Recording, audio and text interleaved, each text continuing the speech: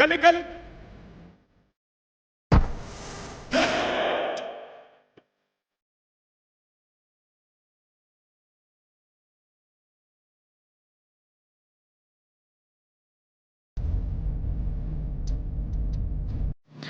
Science city এটি কলকাতার একটি বিজ্ঞান সংগ্রহালয় বা বিজ্ঞান কেন্দ্রিক বিনোদন উদ্যান। এটি ভারত সরকারের সংস্কৃত মন্ত্রণালয়ের অধীনস্থ জাতীয় বিজ্ঞান সংগ্রহালয় পরিষদের অন্তর্ভুক্ত। সায়েন্স সিটিতে প্রতিষ্ঠিত হয় 1997 সালের 1 জুন। সায়েন্স সিটির মধ্যে আপনি দেখতে পাবেন space theatre, time machine, dinosaur park ride, digital panorama আরও অনেক কিছু। সায়েন্স সিটিটি প্রায় 50 একর জমির উপরে অবস্থিত। আপনারা দেখতে পাচ্ছেন সায়েন্স সিটির যে টিকিট প্রাইসগুলো দেওয়া আছে, এখানে এন্ট্রি আছে 65 টাকা করে, 3D শোর জন্য আপনাকে 30 টাকা দিতে হবে, ট্রেন রাইডের জন্য 25 টাকা, রোপওয়ের জন্য 60 টাকা, টাইম মেশিন 40 টাকা, প্যানোরামা শোর জন্য আপনাকে 60 টাকা দিতে হবে। আর যদি ফুল কম্বো নিতে চান তাহলে আপনাকে 300 টাকার মধ্যে সম্পূর্ণ প্যাকেজটাই দেওয়া হবে। আমরা টিকিট নিয়ে পার্কের মধ্যে চলে আসছি। টিকিটটা আপনি ওখান থেকে অনলাইনেও পেমেন্ট করতে পারেন, ক্যাশও দিতে পারেন।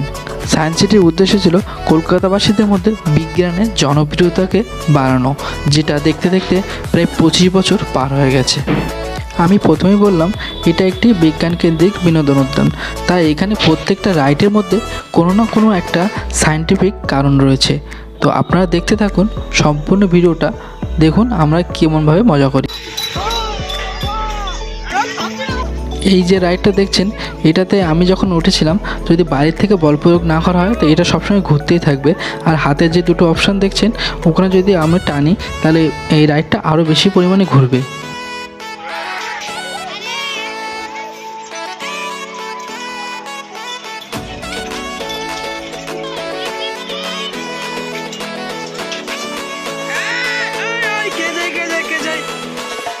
এটা স্পিড বেশি, ওটা স্পিড কম।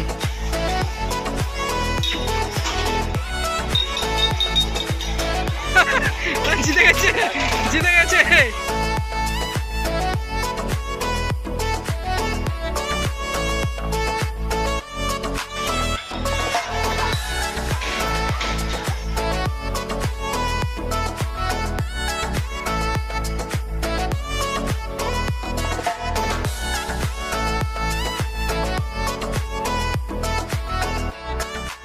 আপনারা সায়েন্স পার্কে আসতে গেলে ধর্মতলা থেকেও আসতে পারেন, শিয়ালদা থেকে আসতে পারেন, বিধাননগর থেকেও আসতে পারেন, মুকুন্দপুর হয়েও আসতে পারেন বা গড়িয়া পাশ থেকেও আসতে পারেন। যদি আপনারা শিয়ালদা থেকে আসতে চান তো শিয়ালদা বাস স্ট্যান্ডে যাবেন, ওখান থেকে সায়েন্স সিটির জন্য অ্যাভেলেবেল বাস পেয়ে যাবেন। আর যদি বিধাননগর থেকে আসতে চান, বিধাননগর থেকে যে বাস স্ট্যান্ড আছে ওখান থেকেও সায়েন্স সিটির অ্যাভেলেবেল বাস পাওয়া যায়। গড়িয়া থেকে যেসব বাসগুলো শিয়ালদা যাচ্ছে ওই সব বাসগুলো থেকে আপনি সায়েন্স সিটিতে আসতে পারবেন।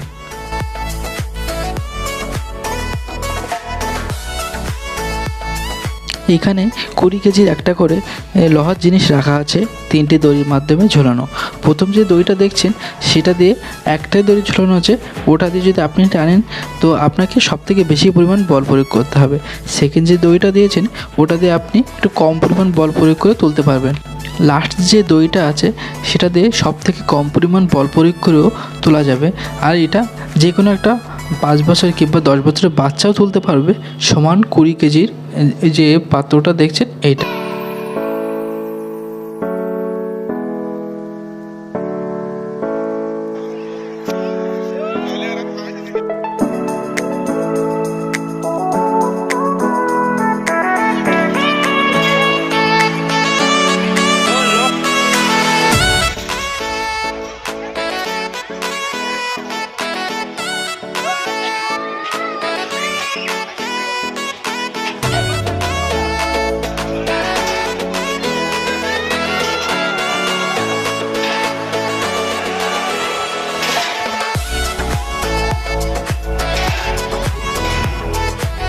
বল শেষ করে দেবে।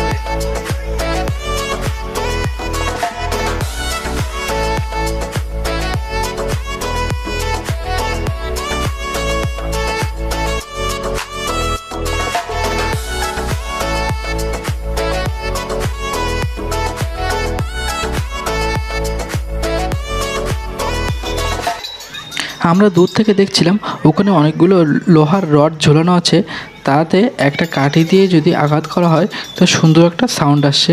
তো আমরা ওখানে গিয়েছি ওটা বাজানোর জন্য, আপনারা দেখতে থাকুন। একে দিয়ে দে।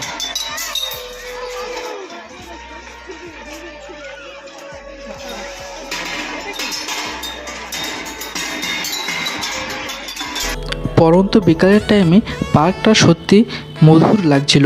তার পাশে একটা আছে ছোট অ্যাকোয়ারিয়াম, আমরা সেখানে যাচ্ছি। ওখানে কিছু কিছু মাছ আছে সেগুলো দেখার জন্য।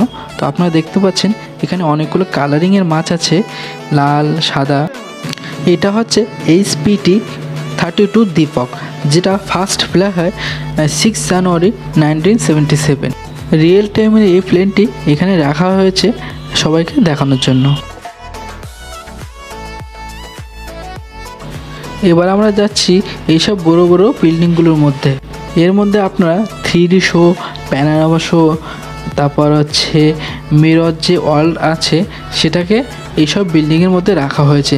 আরও আছে বিজ্ঞানের ছোট ছোট খুব সুন্দর সুন্দর উদাহরণ ও ব্যাখ্যা দিয়ে বিভিন্ন এক্সাম।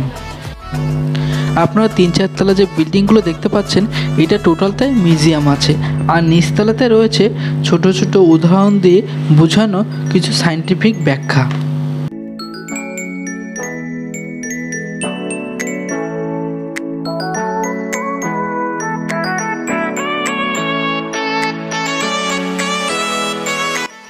এটা হচ্ছে অনন্তকূপ কুয়া। এটার মধ্যে দিয়ে আপনারা দেখতে পাচ্ছেন মনে হচ্ছে কুয়াটা অনেকটা বড় এবং অনেকটা গর্ত, কিন্তু এটা তেমন না। এটাতে দুটো আয়নাকে এমনভাবে সমতলভাবে রাখা হয়েছে দেখে মনে হচ্ছে কুয়াটা অনেকটা গর্ত। তার সম্পূর্ণ ব্যাখ্যা নিচে দেওয়া আছে।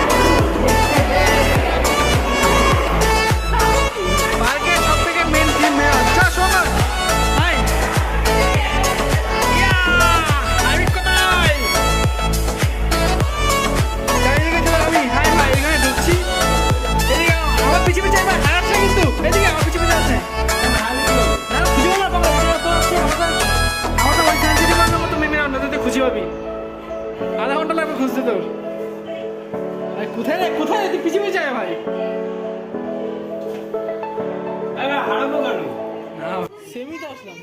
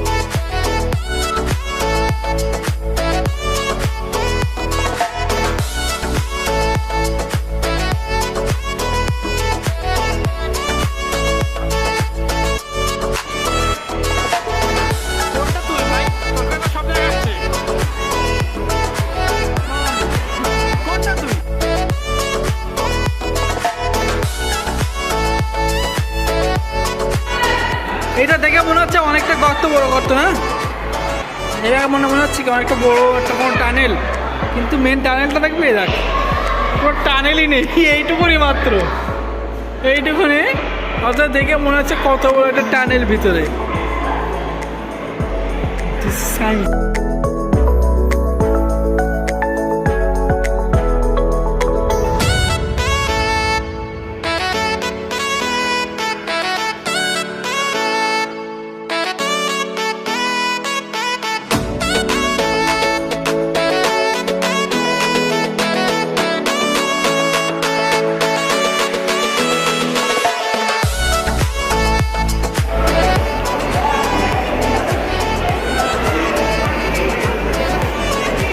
আমাদের সায়েন্টিস্ট এখন গবেষণা করছে।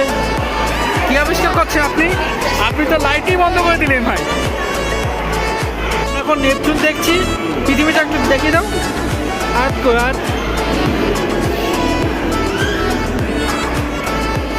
এই যে কন্ট্রোল করছে দাদা আমাদের সায়েন্টিস্ট বাবু। ওই তো আমাদের ডিসপ্লেতে পৃথিবী দেখা যাচ্ছে। মাছ, সেটা মাছ, ও মাছ, ওই তো মাছ লেখা হচ্ছে, সব ডিটেলস দেখিয়ে দিচ্ছে।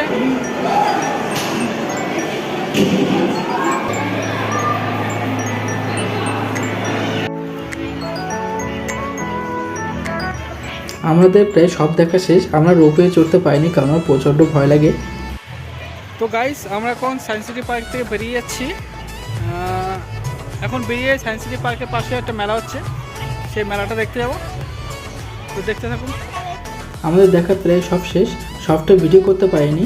যদি আমার এই ব্লগটা আপনাদের ভালো লেগে থাকে তাহলে অবশ্যই সাবস্ক্রাইবটা করে দেবেন, লাইক, শেয়ার, কমেন্ট করতে ভুলবেন না।